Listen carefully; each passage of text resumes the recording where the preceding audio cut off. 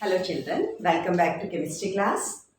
Today we will be talking about Dalton's law of partial pressure. Suppose you have a gas cylinder filled with a particular gas, any gas.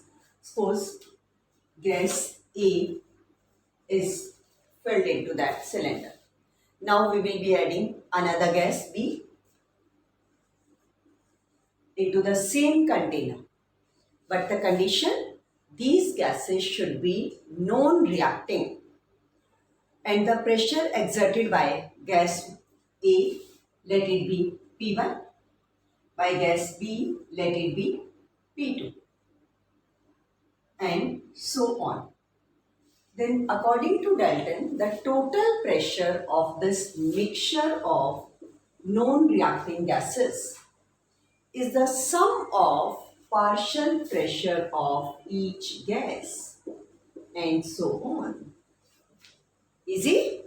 So what's the definition for Dalton's law now? Total pressure exerted by the mixture of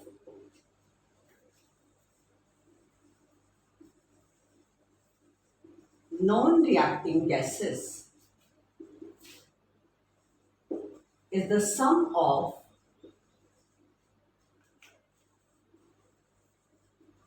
partial pressure of each gas. Right? What is the meaning of partial pressure term here? Partial pressure means the pressure exerted by a particular component. That is the partial pressure. Pressure exerted by a specific component. So here each gas behaves like no other gas is there. So freely each gas exerts their pressure.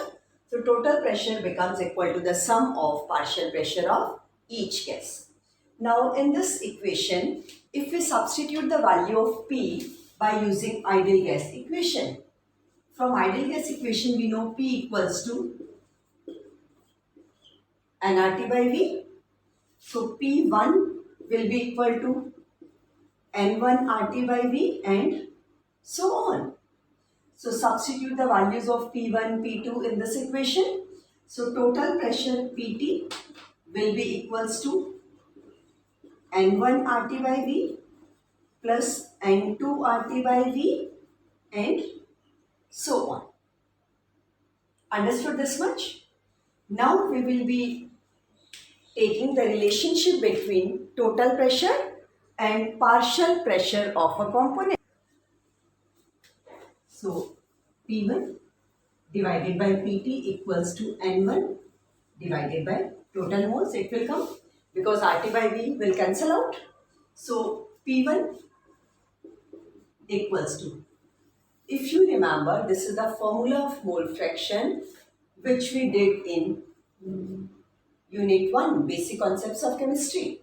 So P1 equals to X1 into total pressure. Similarly, P2 will be equals to X2 into total pressure of mixture. So this is the relationship between partial pressure of a particular gas and total pressure of the gaseous mixture. So P1 equals to X1 into total pressure. So clear children? What is Dalton's law of partial pressure? Now we will solve a question based on Dalton's law. A neon oxygen mixture, we know both are non-reacting gases. So this is the first condition. The gaseous mixture which we are taking should be non-reactive. Most important condition for Dalton's law. So mixture contains this much gram of oxygen. Mass of oxygen is given. Then mass of neon is also given to us. Just note down. Given mass of oxygen 70.6 gram. Given mass of neon, that is 167.5 gram. The next point which is given to us is, if pressure of mixture of gases in cylinder is 25 bar. This is the pressure exerted by a mixture of gases. Means total pressure. This is 25 bar. So total pressure of mixture 25 bar. What we need to calculate? What is the partial pressure of oxygen and neon? We have to calculate partial pressure of each gas and neon. Now using Dalton's. The partial pressure of a gas, like for oxygen, is mole fraction for oxygen into total pressure of gaseous mixture. So here total pressure is given to you, but first we have to find value of mole fraction. So use the formula for mole fraction, that is mole fraction for oxygen is the ratio of number of mole of oxygen to that of total mole of gaseous mixture, right? And now for this we need number of moles of both the gases. Now use the formula to find number of mole. Number of mole of oxygen is given mass of oxygen divided by molar mass of oxygen. So the given mass of oxygen is 70.6 gram. 70.6 divided by molar mass of oxygen, that is 32 gram. So it will come this much, right? This is mole fraction for oxygen. Now we calculate mole fraction for neon, but first we solve this question. This is number of moles of oxygen, not mole fraction. Now we will be calculating number of moles of neon to calculate mole fraction for oxygen. So number of mole of neon again equals to given mass divided by molar mass.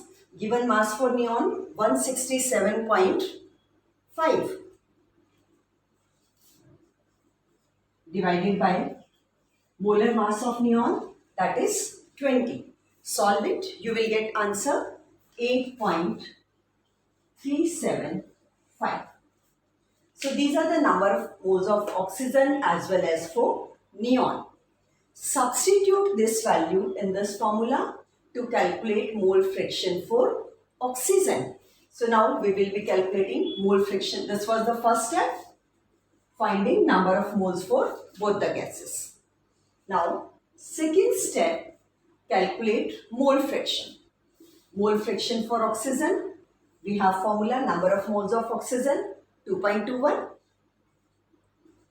divided by total moles, sum of these two, 2.21 plus 8.375. Yes children, solve this. On solving you will be getting 0.2. This is mole fraction for oxygen. This was the second step. Now third step, calculation of partial pressure of oxygen. So this is third step, partial pressure of oxygen, mole fraction into total pressure. Mole fraction 0.2, total pressure given is 25 bar. So now substitute these values, 25. Solve it. On solving you will get 5.25 bar. 5.25 bar. Sorry, this is 0.2. It's correct. 5.25 bar. Correct? Now the fourth step. Up to this we calculated what all things I am repeating. First, number of moles of oxygen 2.21, number of moles of neon 8.375. By using these number of moles, we calculated what? Mole fraction of oxygen, ratio of these moles, that will be coming 0.21. Now, by using this mole fraction, we will be finding partial pressure of oxygen. Product of these two, and that will come 5.25. Now the next step, we need to calculate partial pressure for neon also. If there is a mixture of two gases and we know the total pressure, and we know the partial pressure of first component. Then simple, difference of these two will give you partial pressure of second component. So partial pressure of neon is equal to total pressure minus partial pressure of oxygen. Total pressure of system is, this is 25 bar, 25 minus 5.25. So it will come 19.75 bar. Complete? This is 19.75 bar. Difference of these two. Understood? So in this way we can calculate partial pressure of a component if total pressure is given to us. Right, children? So now I think there is no confusion in Dalton's law of partial pressure. Very simple, that if mixture of two or more than two non-reacting gases are there, total pressure is the sum of partial pressure of each gas. So after completing Dalton's law of partial pressure, we will be starting next topic, that is kinetic molecular theory of gases. So the main assumptions of kinetic molecular theory of gases are as such. The first one is the gases are made up of tiny particles called molecules, and these are identical in shape and size. Clear? Very simple point, beta. First one, that all gases are made up of tiny particles termed as molecules. The molecules of a gas are identical in all aspects, like their size, shape, energy, everything is same. Next point is intermolecular forces between the gaseous particles are negligible. Again, this is a general point regarding gases, that the intermolecular forces are negligible between the gaseous particles. This we can even experience by the expansion of gases, that as they can expand, that's why we can say that attractive forces are negligible between the gaseous particles. Correct? Coming to next point, that is gravitational forces is negligible on the gaseous particles. Force of gravitation also negligible on gaseous particles. The next point, volume occupied by the gas molecules is negligible as compared to the total volume of gas. Means the volume of particles we neglect as compared to the total volume of gas. How can is this? Because if we assume such as this is a room, gas is present in this room, air, that is a mixture of different gases. So as compared to the total volume of this room, the gas particles, as they are very tiny particles, so the volume of that particle considered as negligible as compared to this total volume of room. Understood? Next point, molecules are moving randomly in all directions. Right? I am repeating, molecules are moving randomly in all directions, and during this motion they keep on colliding with each other and with walls of the container. Now let us discuss this point. Kinetic theory says that the molecules, they are not stationary body. They are continuously remains in random motion. Means all around. It's not that they are moving in a particular direction. There is no specific direction. Randomly all around they are moving. During their movement, they collide with each other as well as with the walls of container walls. Understood? This even we can imagine with this. Suppose we are saying they are not in continuous motion. If they are not in continuous motion, then ultimately the particles, they will settle down. But this is not happening. It means they remain in continuous motion, and during this they collide with each other as well as with the walls of container. Understood? Coming to the next point of this theory, that is pressure of gas is due to the bombardment of molecules with the walls of container. Let us discuss this point. Kinetic theory is saying that the pressure of gas is due to bombardment of molecules with the walls of container. We can prove this by taking the example of balloon. When you fill air into balloon, what happens? Slowly it starts inflating. Why this inflation? Because when you fill air into balloon, the particles of air, they start striking with the walls of container, and that bombardment of air molecules with the walls of balloon exerts pressure. Due to that pressure, it starts inflating. So filling of air into cycle tube, balloon, all these are the examples of this pressure of gas particles due to bombardment of particles with the walls of container. Clear this point also? Next point, molecular collisions are perfectly elastic. In previous point we discussed that the molecules, they keep on colliding with each other. Now this point says that these collisions of gas particles, they are perfectly elastic collisions. Children, you must have read in physics regarding elastic collisions and non-elastic collisions. So what is the meaning by elastic collisions? Elastic collision means no loss of energy. Right? Meaning of elastic collisions, no loss of energy. Sorry. That during the collision of particles, total energy remains conserved.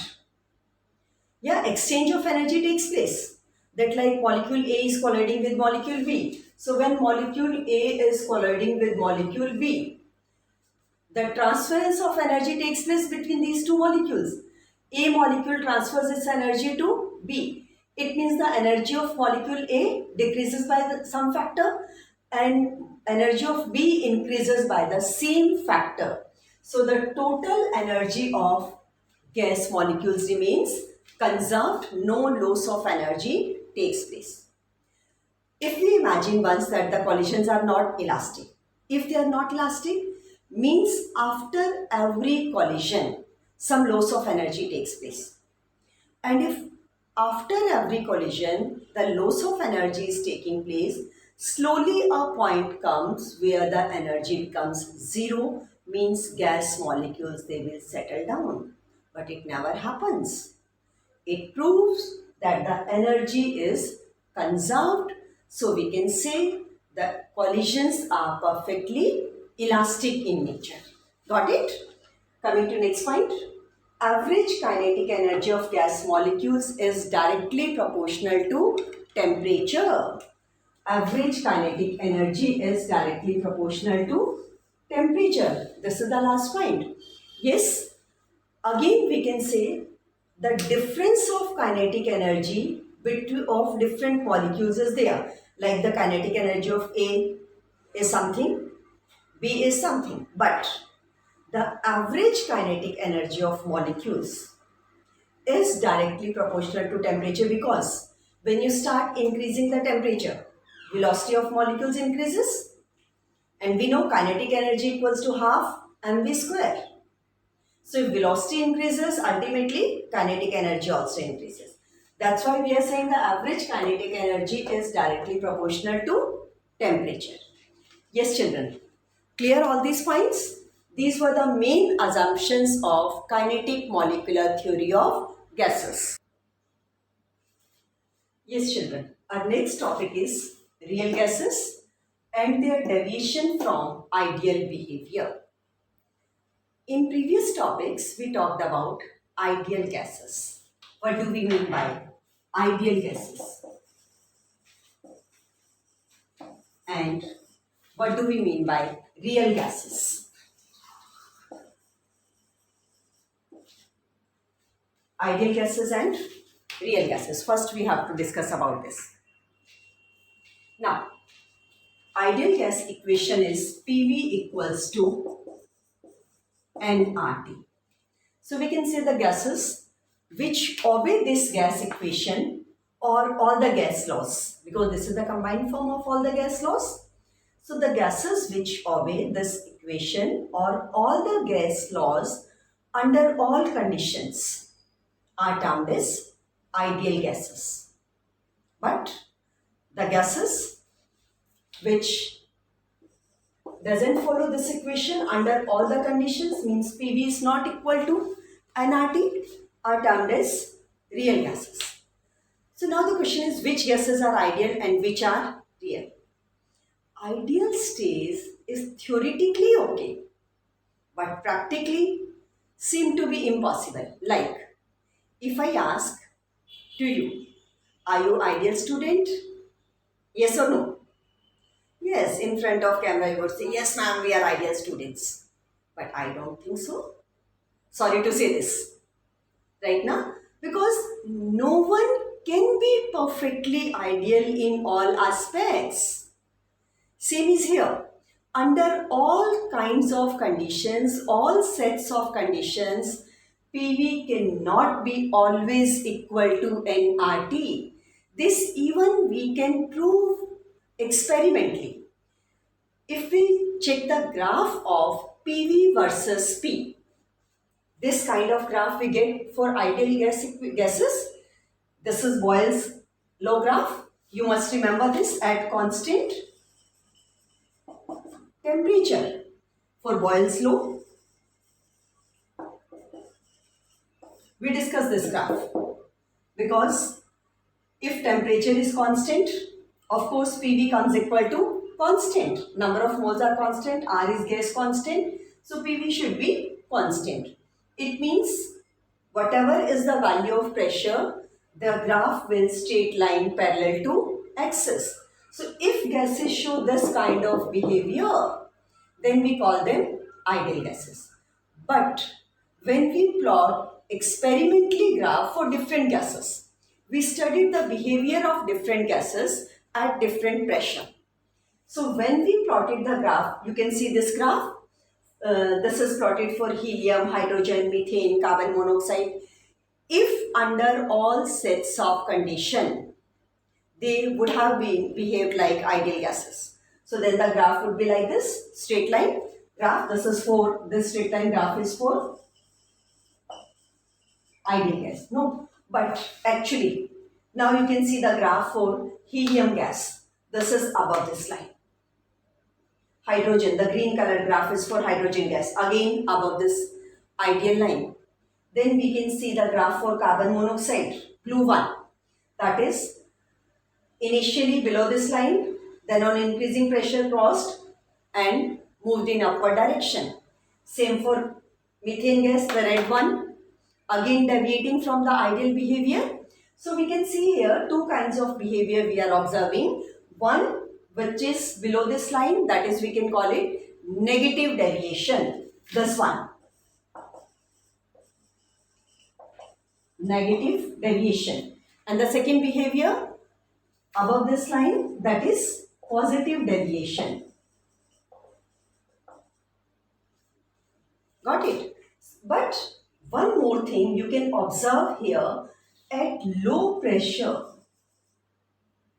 when the value of pressure is very low, the graphs are very close to that straight line, isn't it? Means when the pressure is low, to some extent gases behave like ideal gases. Again, you can relate with yourself. You would say, ma'am, always you are relating with us. But yes, then it becomes very easy to understand the things. When we don't apply any pressure to you, you people are very cool, calm, comfortable. To some extent, at that point, we can imagine ideal behavior from you people. But when we start increasing pressure on you, from all around pressure is coming, from teachers, parents, relatives, no, then slowly what happens? You start losing your temper and you start deviating from that disciplined behavior. Means to some extent pressure is okay, but not to large extent. Same is here.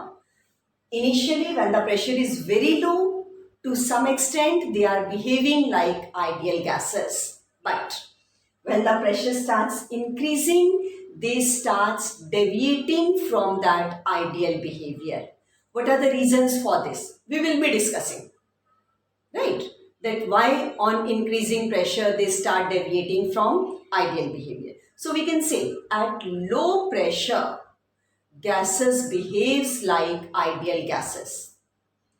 Low pressure, they behave like ideal gases to some extent. I think now this point is absolutely clear to you people. No confusion at all that the gases which with which we are coming across in our day-to-day life, like any gas you can take, they won't behave like ideal gas. So practically we don't have any ideal gas. There is no example of ideal gas. Yes, under certain set of conditions, they behaves like ideal gases. So the difference between ideal and real gases is clear to you? Yes, children. Now again check this another graph for real and ideal gases. Again here also we are comparing the behavior of real and ideal gases. Just see, the blue graph is for real gases and the red one is for ideal gases. Now we compare these two graphs. Now we suppose we are taking this pressure and compare the volume of real and ideal gas at two different sets of pressure. One is at high pressure and the other is at low pressure. Then we check what happens. So just see, this is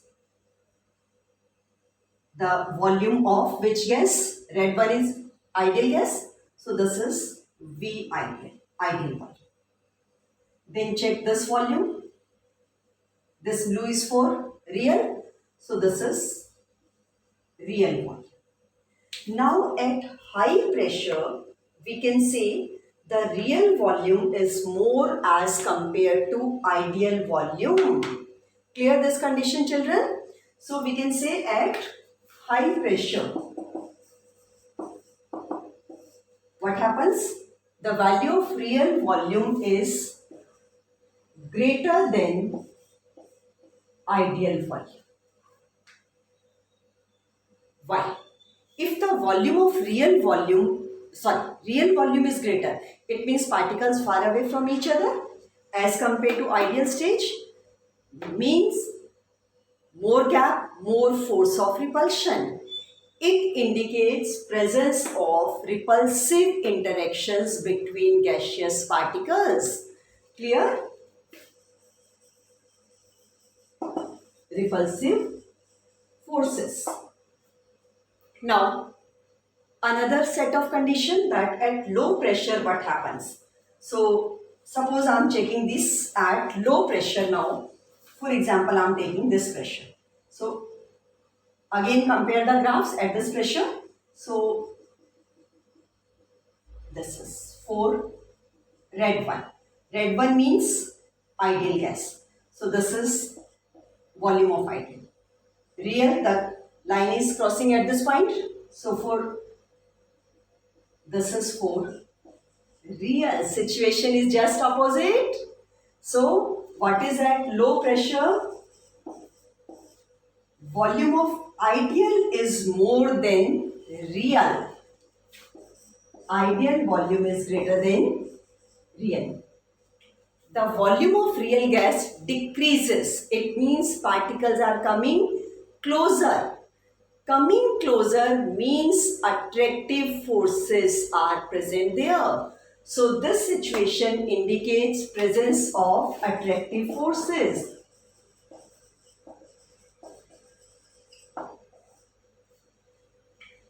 So this point is absolutely different as we talked in kinetic molecular theory of gases. Kinetic molecular theory says no intermolecular forces are present between the gaseous particles. That is absolutely an ideal situation. But in real situation, graphically, experimentally, we proved that intermolecular forces are present. If no forces, then the graph of real should becomes exactly same as that of ideal. But experimentally this is not coming. So it proves that some kind of intermolecular forces are present between the gaseous particles. One more thing which you can easily understand graphically, that look at low pressure.